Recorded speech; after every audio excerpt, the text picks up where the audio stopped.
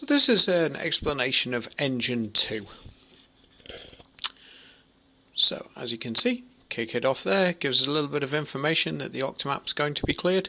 Then the first thing it actually does is it runs Engine 1, because Engine 1 works reasonably well at clearing the area around the robot. That initial wrist twist there, you can see is filling in where the gripper is, so it has some idea of if it can move into empty space. Now it's just going to focus on moving around the body position, and this it is Engine 1 that is the first stage of operation here.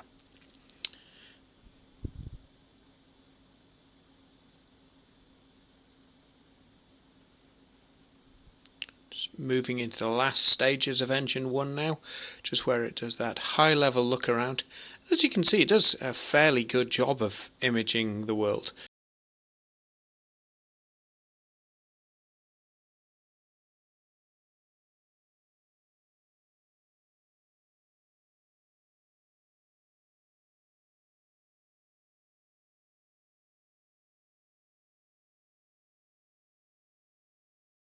As you can see in the command line up there, messages keep on passing through that show you what the robot's doing there.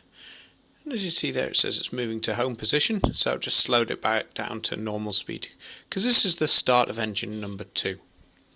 So the first thing it's going to do is an angled lookup move. So what that is doing is that's clearing all the areas above the actual robot, so that if it was going to put the arm through a window or something like that, well, I say a window, an opening, it wants to know where the top of the opening is as well as the bottom of the opening. So this should hopefully give it a fair idea of where that opening is and image it well. On the left, as you can see, that's Arves, and it's doing its planning phases, and we're showing that planning as well as the actual actions. So the next thing that's going to happen, as you can see in the command line, it's just gone through there, doing a flat look around. And as you can see, there are these positions A, B, C, D, E, F, just all passing through.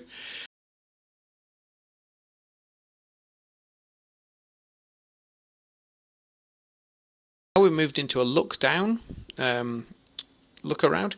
Again, we're imaging, looking for obstacles so that we make sure that if we're looking over something, our arm is clear.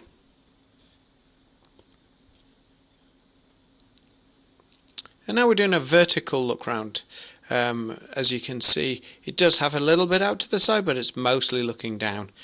So that gives us a real good idea around the robot.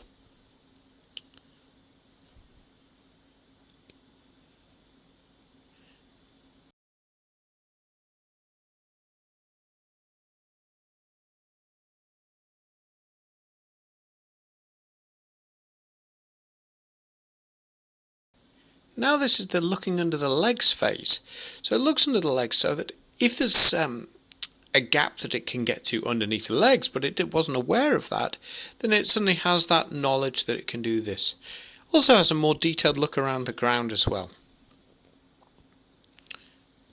Now it's just moving into its planning phase, and we can see that on the command line there, checking for path to position low port. And it's expanding the joint tolerances. Just having a look, see if it can do anything.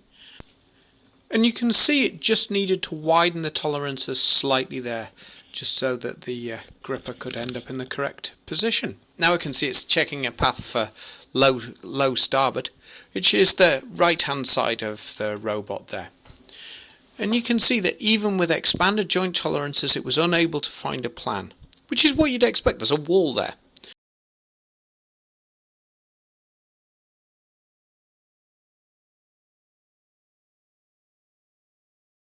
Now seeing the same for mid starboard and then high starboard. You can see it found a path for high starboard. Now it's just planning paths forward of the robot. And then we can see there we've actually got the exploration list. You can see it sees that it can explore high starboard, and that's where it's going to go.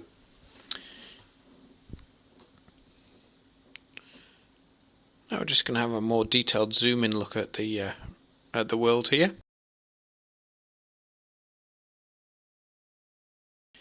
Now we're actually looking at the exploration phase here. So the arm is spinning, which is imaging the world hopefully a little bit better. But as you can see, some of the voxels are disappearing in this process, and that is suspected to be due to how close the arm actually can get to an obstacle without colliding with it. So we think that then gives it a probability that the voxel isn't occupied, even though it plainly is. And I think that's because the object is too close to the sensor, so it's no longer detected as an obstacle.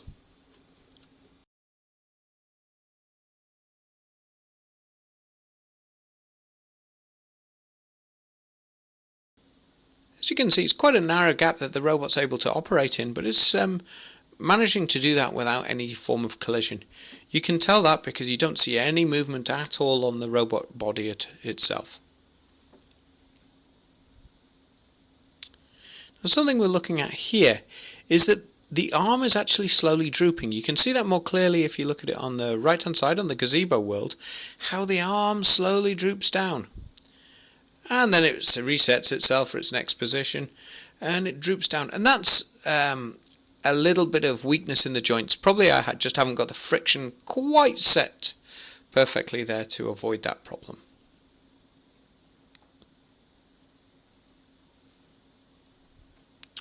And you can see on the left hand side in RViz, in the light blue colour, you can see how it has managed to image that Coke can on the shelf, on the second shelf down. And that's the end of engine number 2. Now for a little bit of a more detailed look around the world. So you can see there we've got those unoccupied voxels that I was discussing. But you can see it's done a good job of imaging the world that would have been totally invisible to the body cameras. You can see that it's got an awareness certainly of how many shelves there are. And obviously you can see those image gaps where it's unable to see anything. And there we can see that Coke can imaged.